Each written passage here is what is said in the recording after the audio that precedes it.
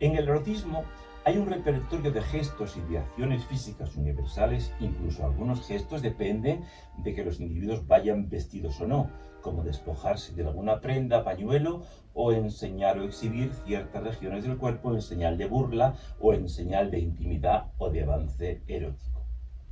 Pero que cada cultura selecciona y organiza según su sistema de símbolos propios y así estructura sus comportamientos sexuales que ya no son universales, sino idiosincrásicos.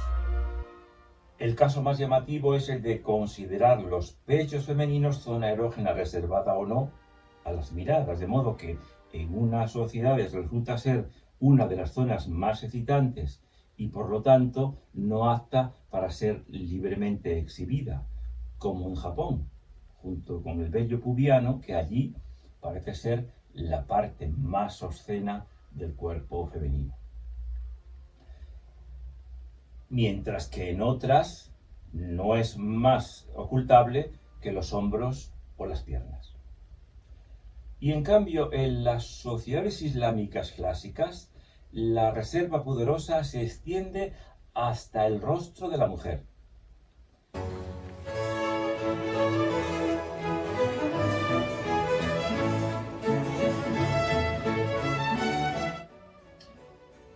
En los pueblos que no conocen la escritura, parecen poseer un mayor poder de abstracción simbólica que los llamados civilizados, que necesitan cubrir materialmente zonas corporales para no mostrarlas. Tanto en América como en Oceanía como en África, basta un cordón rodeando la cintura para que se considere oculto o reservado todo lo que queda por debajo del cinturón, sin el cual es impúdico presentarse en público y algunos utilizan estuche peniano y no se lo quitan ni para bañarse en el río y se escandalizan de nosotros porque no lo usamos cuando nos desnudamos para hacer la misma operación. En la Europa cristiana de la Edad Media y hasta mediados del siglo XVI y después del Directorio, la moda femenina promovía la ostentación de los pechos realzados por corpiños. Hasta los pezones incluso solían colorearse con carmín, como actualmente los labios. Y desde el siglo XII, la zona genital masculina venía también realzándose por las calzas. En el siglo XVI se usaba una pieza rígida prominente que sobresalía como un verdadero estuche peniano. Puede verse en los retratos de Carlos V, de Felipe II, del príncipe Don Carlos y otros nobles pintados por Tiziano y por Coelho, o los pintados por Grenache o por Holbein. Pues bien, los moralistas de la época silenciaban totalmente esta moda masculina. Es más, en los manuales de moral del siglo XVI llega a decirse que pueden permitirse que los estudiantes de teología traten y comparen la longitud de sus penes. Por supuesto, esta mentalidad termina abruptamente en el siglo XVII bajo la influencia de Ligorio y de Inocencio XI. Tampoco la moda femenina levanta demasiadas polémicas. San Ignacio de Loyola responde a las consultas de su epistolario diciendo que no pueden negarse los de la compañía a confesar a damas que visten así, aunque han de irles induciendo a que dejen esa moda.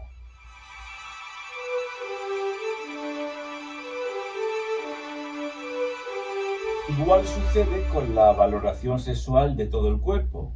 Mientras en unas sociedades se considera al servicio de la procreación, las mujeres no temen por su pérdida de encantos al dedicarse a la maternidad, en otras se percibe más como objeto estético y en otras como instrumento de placer. Se trata de un comportamiento típicamente generado en sociedades capitalistas, proyectar el cuerpo como prioridad exclusiva y excluyente de disfrute, y no al servicio o de socialización, el cuerpo como una cosa a mi servicio, en lugar de como una presencia social en interacción comunicativa con la colectividad, pero cuyo uso puede estar sujeto a limitaciones en el servicio de la misma o de la especie. La diversa importancia que se da a la estética del propio cuerpo por parte del varón comienza a suceder también en nuestra sociedad, aunque por otros medios. Como se ve, no solamente intervienen en la sexualidad humana factores estrictamente sexuales de erogenización o de funcionalidad reproductiva, sino también económicos, más o menos adecuadamente proyectados y sobre todo estéticos.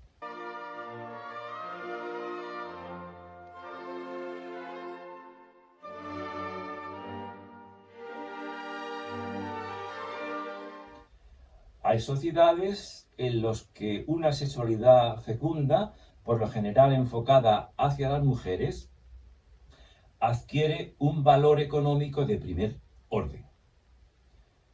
O la sexualidad se ve como fuente de placer o de gratificaciones diversas que generan a su vez intereses económicos y promueven un sector de la producción o del comercio. Esclavas, esclavos, efebos, hetairas, que son las cortesanas de la antigua Grecia, geisas, harenes, intercambio familiar de mujeres, pornografía o prostitución. Incluso el voyerismo y el fetichismo generan toda la industria del striptease o del sex shop.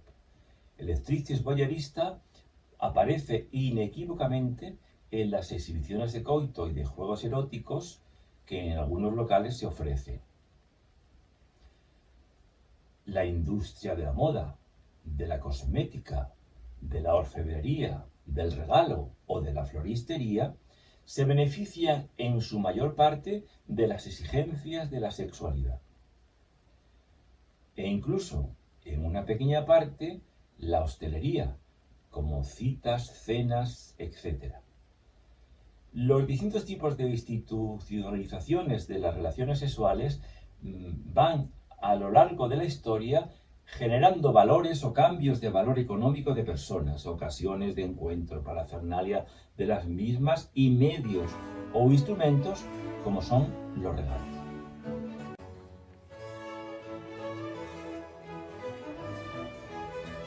En los vasos griegos atenienses, una temática frecuente es la de la conquista del efebo a base de regalos estrictamente prescritos y cuya adquisición o entrega van evolucionando según los periodos. Lo mismo sucede en el Japón clásico, donde el erotismo es puro ritual. Hasta la industria de la vivienda o la del automóvil han sido intensamente influidas por el sexo. Apartamentos para cada miembro soltero de la familia, asientos anatómicos, el utilitario o la moto como medio de evasión, los coches ostentosos como medio de seducción, etc.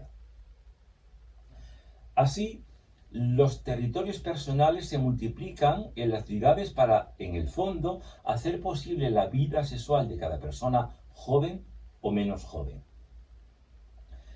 La configuración de la vivienda en algunas sociedades presenta estructuras de origen estrictamente sexual, como los harenes o serrallos del mundo islámico o indio, o el fornis de las villas romanas de alto estatus social, o las casas de té japonesas.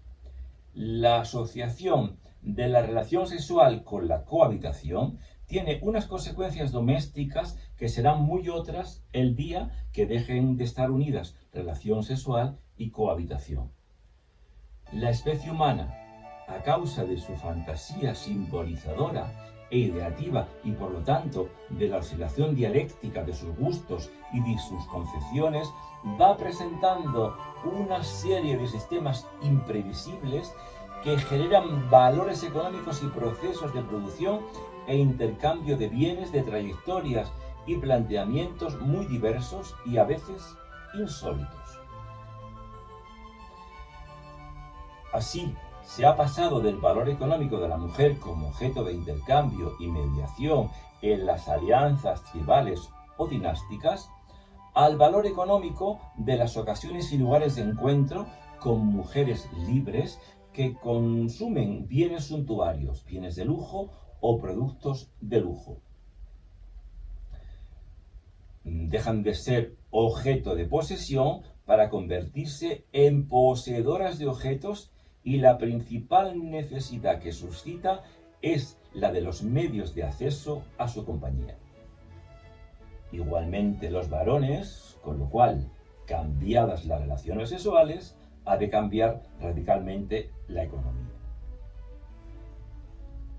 Pero de la misma raíz de la fantasía se origina otra dimensión de la sexualidad, la estética. La persona o su cuerpo, como objeto de deseo sexual, no aparece solo como una fuente de placer o de amor, como un factor económico, mano de obra no asalariada o mediación transaccional entre varones o entre familias, sino como portadores de valores estéticos, de belleza, o el proceso de contacto genital o de cortejo previo, los bailes, las fiestas, exhibiciones de elegancia y de destreza deportiva, como se hacía en la antigua Grecia con las antiguas juergas o festividades en honor al dios Jano, y constituyen además y suplementariamente ocasiones de vivencias estéticas y cultivo de la belleza por ambos sexos.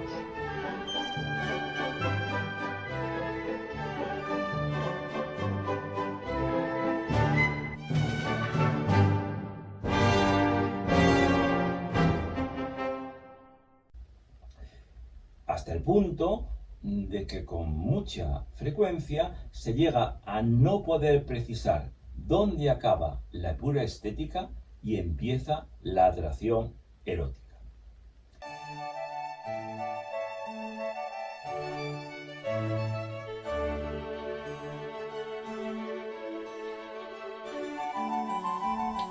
Índice del peso que el erotismo ejerce sobre la estética puede ser el hecho curioso de que en una cultura patriarcalista o machista, el cuerpo que se prodiga en su exhibición como bello es el femenino, y no tanto o menos el masculino, poseyendo tantos valores estéticos en principio iguales al femenino.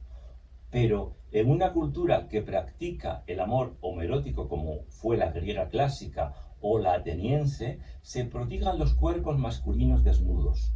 Luego no es la pura búsqueda de la belleza lo que orienta la elección de objeto estético, sino que en el arte interfiere de algún modo una dimensión sexual y erótica que no lo impurifica, pero sí lo determina y tal vez lo mediatiza.